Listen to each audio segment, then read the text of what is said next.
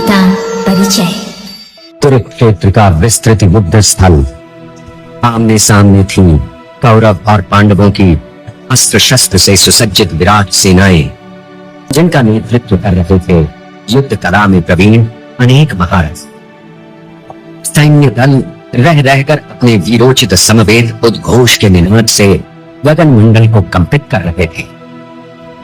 परीक्षा की उस घड़ी में अर्जुन के मन में युद्ध की विरक्ति से भरे न जाने कौन से भाव उत्पन्न हुए कि उन्होंने श्री कृष्ण के समक्ष क्षमा याचना करते हुए ये कहकर आत्मसमर्पण कर दिया कि वे अपने ही स्वजनों बंधु बांधवों से युद्ध करने में समर्थ हैं।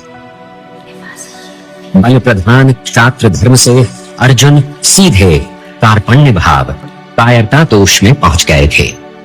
उनका क्षात्र भाव लुप्त हो गया था। असमंजस के उन पलों में अर्जुन को सूझ ही नहीं रहा था कि वो युद्ध करें अथवा वैराग्य ले लें। अर्जुन ने अपना धनुष और तरकश भूमि पर डाल दिया।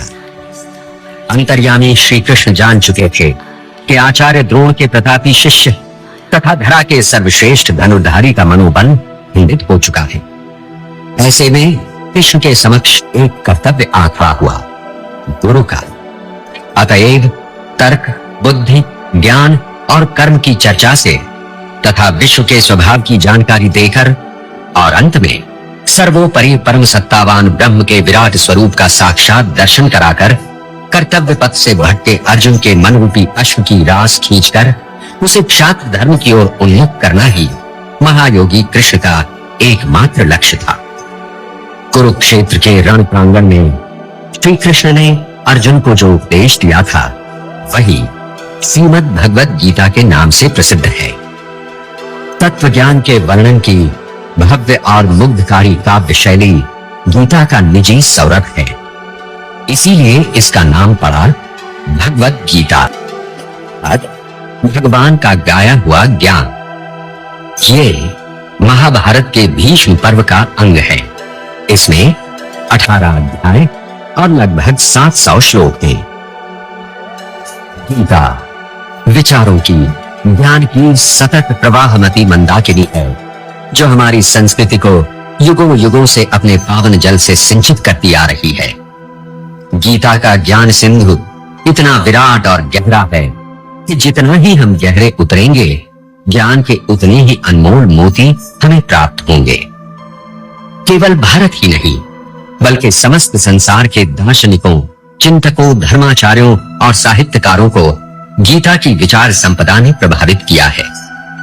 दुनिया की अनगिनत भाषाओं में अनुवाद हुआ है श्रीमद् भगवद गीता का। हमारे समय के अनेक सुविख्यात कलाकारों और दार्शनिकों के जीवन पर गीता का गहरा प्रभाव पड़ा है।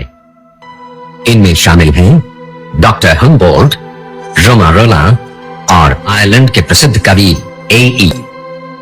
ऋषितुल्य इमर्सन की गीता के प्रति ऐसी अगाध श्रद्धा थी कि वे हर समय अपनी मेज पर गीता की एक प्रति रखते थे। इन्होंने गीता का विचार साम्राज्य कहकर अभिनंदन किया। प्लेगल ने इसे ईश्वरीय कहा है। काउंट काइजरलिंग के अनुसार विश्व साहित्य में इससे बढ़कर कोई दूसरी दार्शनिक कविता शायद नहीं है। विदेशी विचारकों में सर चार्ल्स विल्किंस, प्लेगल, डब्ल्यू फॉन हम्बोल्ट, गेलेनॉस तथा एडविन आर्नल्ड का नाम उल्लेखनीय है। डॉक्टर एनी बेसेंट का लय युक्त अंग्रेजी अनुवाद 1895 में प्रकाशित हुआ था। विख्यात विद्वान डॉक्टर भंडारकर ने भी गीता पर अपने विचार प्रकट किए हैं।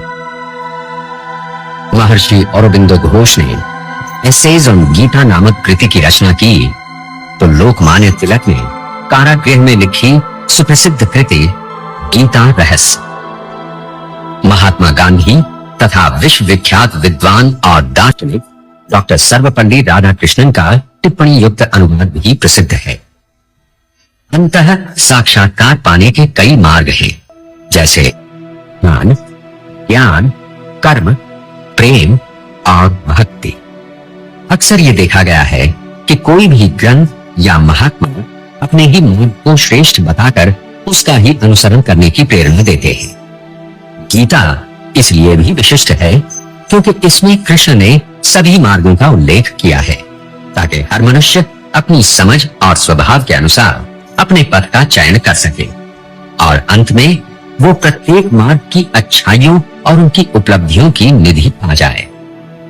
कृष्ण ने कुरुक्षेत्र के युद्ध स्थल में अर्जुन को नई दृष्टि देकर कर्तव्य बोध कराया। कृष्ण द्वारा प्रदत्त नई दृष्टि पाकर अर्जुन का मोहाच्छादित अंधकार समाप्त हो गया। जीवन और प्रेम के उस प्रणेता के समक्ष न कोई छोटा था न कोई बड़ा। चाहे वो विशेष अधिकार संपन्न व्यक्ति हो अथवा पद दलित मानव, सबके लिए उसका एक ही संदेश है, तुम ईश्वर की संतान हो, उसी का अंश हो और अंत में उसी में विलीन भी हो जाओगे। फिर तुम प्रेम के मार्ग से क्यों भटक जाते हो? एक बार एक गणिका श्री कृष्ण के पास गई। उसकी आंखों से अविरल अश्रुधारा प्रवाहित हो रही थी। उसने उनके चरण कमल को चूम लिया। राज दरबार में उपस्थित बड़े बड़े राजा महाराजा ये दृश्य देखकर क्रोधित हो उठे और श्री कृष्ण से प्रश्न किया कि उन्होंने इस पतिता को अपना यह अपमान करने क्यों दिया। श्री कृष्ण ने मुस्कुराकर उत्तर दिया, इसे कुछ मत कहो, ये तुमसे अधिक जानती है, क्योंकि इसके पास प्रेम और श्रद्धा है। गीता की शिक्षा के अनुसार सच्चा व्यक्ति वही है जो सदाचार का जीवन व्यतीत करता है, जो प्रत्येक कार्य आत्मा में लीन होकर करता है तथा आत्मा का अनुसरण करता है, न कि वो जो केवल मंत्रों का जाप या श्लोकों का पाठ करता है। गीता एक ऐसे धर्म की प्राण प्रतिष्ठा करती है जिसमें पूर्व और पश्चिम की सीमाएं नहीं है। उसमें धर्म, रंग और जाति का भेदभाव नहीं है। ये सत्य और आत्मज्ञान का धर्म है। ये आत्मा को समर्पित किए हुए कर्मों का धर्म है। ये प्रेम का धर्म है। गीता मनुष्य को परम पुरुष के समान पुण्यता प्राप्त करना सिखाती है। गीता हमें सिखाती है कि किस प्रकार समस्त अहंकार और समस्त भेदभाव पर विजय प्राप्त की जा सकती है। गीता वास्तव में समस्त विश्व का धर्म ग्रंथ है। इसका संदेश सभी जातियों और धर्मों के नर नारियों के लिए है। श्री कृष्ण के अनुसार मनुष्य को शांति तब तक नहीं मिलती जब तक वो ईश्वर जैसा न बन जाए, या कहें ईश्वर ही न हो जाए। इस उद्देश्य को प्राप्त करने के प्रयत्न ही मनुष्य के आत्म साक्षात्कार के साधन बन जाते हैं और ये आत्म साक्षात्कार ही गीता का मुख्य विचार। गीता का उद्देश्य है मनुष्य को आत्म साक्षात्कार का सबसे उत्तम मार्ग बतलाना। श्री कृष्ण के अनुसार जैसे एक ही आकाश पूरे संसार को धारण किए हुए है, ठीक वैसे एक ही आत्मा इस पूरे संसार में व्याप्त है, जो प्रत्येक मनुष्य के भीतर विराजमान है। इस आत्मा से साक्षात्कार होना ही धर्म है। श्री कृष्ण कहते हैं, धर्म का कोई भी संबंध बाहरी आडंबरों से नहीं है। शायद यही कारण है कि गीता में श्री कृष्ण ने जिस जिस स्थान पर मेरे अथवा मुझ वसुदेव या मेरी पूजा करें ऐसा कहा है, उसे पढ़कर लोग श्री कृष्ण को अहंकारी मानने लगे। सच तो यह है कि श्री कृष्ण को अहंकारी मानने वाले गीता का पूरा मर्म नहीं समझ पाते और जाने समझे बगैर गीता की उपयोगिता पर प्रश्न चिन्ह लगा देते हैं। दूसरे प्रकार के व्यक्ति कृष्ण की पूजा में ही लीन हो जाते हैं। वे कृष्ण के मंदिर जाते हैं, कृष्ण लीला में भाग लेते हैं या फिर कृष्ण जन्माष्टमी जैसे उत्सव मनाने लग जाते हैं। दोनों ही तरह के व्यक्ति गीता का सार समझने में त्रुटि कर जाते हैं। श्री कृष्ण जब मैं कहते हैं तो उसका तात्पर्य उस आत्मा से है जो पूरे जगत को धारण किए हुए है तथा जो प्रत्येक मनुष्य में विराजमान है। उस आत्मा की खोज को ही कृष्ण कहते हैं मेरी खोज, और उस आत्मा की भक्ति में लीन होने को कहते हैं मेरी भक्ति में लीन होना। वस्तुतः कृष्ण ने आत्मा को तत्व से जाना है और उसे जानकर ही वो परम आत्मा है। इसी कारण कुछ लोग गीता को परमात्मा का कथन मानते हैं, भगवान की वाणी मानते हैं, क्योंकि जिसने भी अपने भीतर स्थित आत्मा को तत्व से जान लिया वही ईश्वर हो गया और उसकी वाणी परमात्मा की वाणी। गीता इसीलिए ईश्वर की वाणी है और इसीलिए श्री कृष्ण का मैं न तो अहंकारी है, न स्वयं उस श्री कृष्ण के लिए है जिसने शरीर धारण किया है, बल्कि इस मैं का संबोधन बोध कराता है मेरी भक्ति में लीन होने के लिए, उस आत्मा की भक्ति में लीन होने के लिए जो प्रत्येक मनुष्य के भीतर उपस्थित है और जिसे तत्व की सहायता से जानकर हम स्वयं परमात्मा श्री कृष्ण को अपने भीतर विराजित कर सकते हैं। उसके पूर्व किसी तरह के मोक्ष की संभावना नहीं है। ईश्वर बने बिना मनुष्य की मुक्ति नहीं है। श्री कृष्ण की ये गीता वास्तव में मनुष्य के परमात्मा, ईश्वर या सच्चिदानंद बनने की राह में आने वाली बाधाओं की चर्चा है, जिन्हें दूर कर मनुष्य अपनी आत्मा को पहचान सकता है। श्री कृष्ण ने इस उद्देश्य की प्राप्ति के लिए अनेक क्रांतिकारी वचन कहे हैं, जो समस्त प्राचीन मान्यताओं तथा व्याख्याओं का भ्रम तोड़ देते हैं। इसी प्रकार श्री कृष्ण जब कहते हैं कि जब जब पृथ्वी पर पाप बढ़ेगा तब तब उसका नाश करने मैं जन्म लेता हूं, इस मैं का भी यही अर्थ है कि तब कोई ऐसा व्यक्ति पैदा होता है जो आत्मा को तत्व से जानकर अपनी ईश्वरीय वाणी से लोगों का उद्धार करता है। श्री कृष्ण के मैं में बुद्ध, महावीर, राम, ईसा मसीह, नानक और कबीर सब समाहित हैं और कृष्ण की इच्छा हमको और आपको भी उसमें शामिल करने की है। श्री कृष्ण ने आत्म साक्षात्कार को सरल और स्पष्ट शब्दों में बता दिया है। आत्म साक्षात्कार का एक अद्भुत मार्ग है कार्य के फल की इच्छा का त्याग। इसी धुरी पर ढूंढते हैं गीता के सारे उद्देश्य। कार्य के फल की इच्छा का त्याग ही वो सूर्य है जिसके चारों ओर भक्ति, ज्ञान और कर्म रूपी ग्रह उपग्रह परिक्रमा करते हैं। जहां शरीर है वहां कर्म होना आवश्यक है। कोई भी देहधारी बिना कर्म किए नहीं रह सकता है। गीता का अर्थ यही है कि बिना फल की इच्छा किए कर्म करो, अपने समस्त कार्यों को परमात्मा को समर्पित कर दो, मन तथा बुद्धि से उसी की शरण में चले जाओ। ये निष्काम त्याग प्रवृत्ति केवल बातों से ही नहीं आ जाती और न ही ये पंडिताओं वितंडा से ही आ सकती है। वैसे पढ़े लिखे और पंडित लोगों में एक प्रकार का ज्ञान होता है, वे शास्त्रों को मौखिक रूप से सुना सकते हैं, क्योंकि इस ज्ञान के होने पर भी वे आत्म प्रशंसा आदि से घिरे हुए हैं। ज्ञान का दुरुपयोग न किया जा सके, इसी के लिए गीता के ज्ञान के साथ भक्ति की आवश्यकता पर जोर दिया गया है। यही नहीं, भक्ति को महत्व भी अधिक दिया गया है। भक्ति का अर्थ प्रेम और करुणा से भरा ऐसा हृदय है जो सबसे डूबकर प्रेम कर सके, न कि भजन आदि बाहरी कृत्यों को करने वाला मनुष्य। बिना प्रेम वाले हृदय के ज्ञान अनुपयोगी है। इसलिए गीता में कहा गया है कि भक्ति करो, प्रेम करो, ज्ञान अपने आप उपलब्ध हो जाएगा।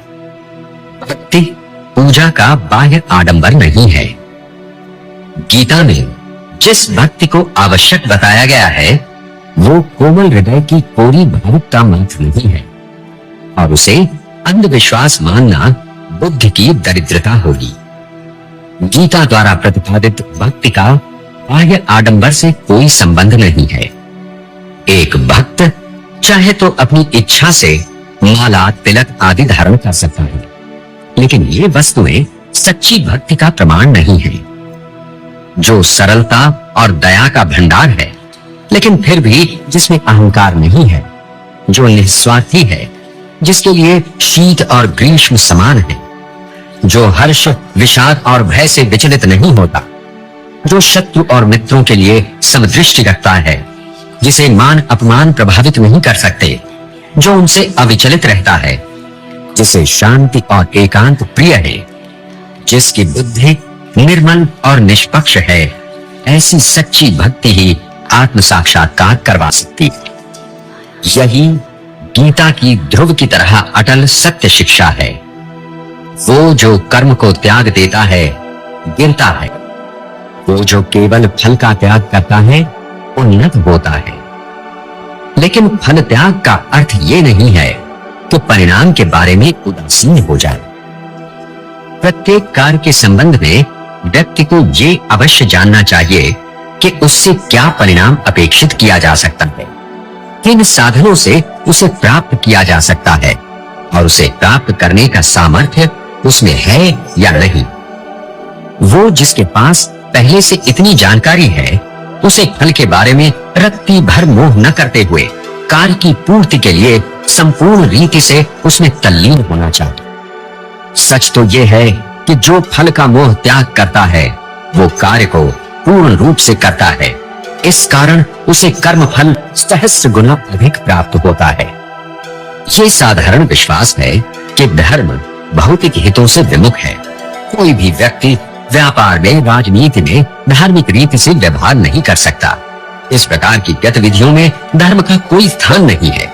धर्म तो केवल मोक्ष की प्राप्ति में सहायक है। इस प्रकार की बातें कई दुनियादार, बुद्धिमान और अज्ञानी पंडित व्यक्त किया करते हैं। श्री कृष्ण ने गीता में इस भ्रम का पूर्ण रूप से निवारण कर दिया है। गीता में भौतिक सुखों की प्राप्ति और आध्यात्मिक सुखों की प्राप्ति में कोई भेद नहीं रखा गया है। गीता हमें यह सिखाती है कि दिन प्रतिदिन के कार्यों में जिसका व्यवहार न किया जा सके वो धर्म नहीं है।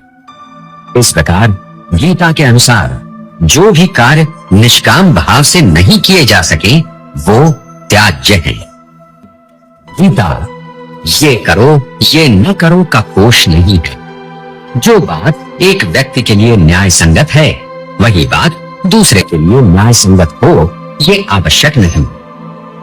जो वस्तु एक समय अथवा एक स्थान पर वांछनीय है वही वस्तु दूसरे स्थान और समय पर वर्जित भी हो सकती है। श्री कृष्ण किसी भी कार्य को अच्छा या बुरा नहीं मानते, बल्कि उस कार्य को करने के पीछे छिपे हुए भाव को महत्व देते हैं।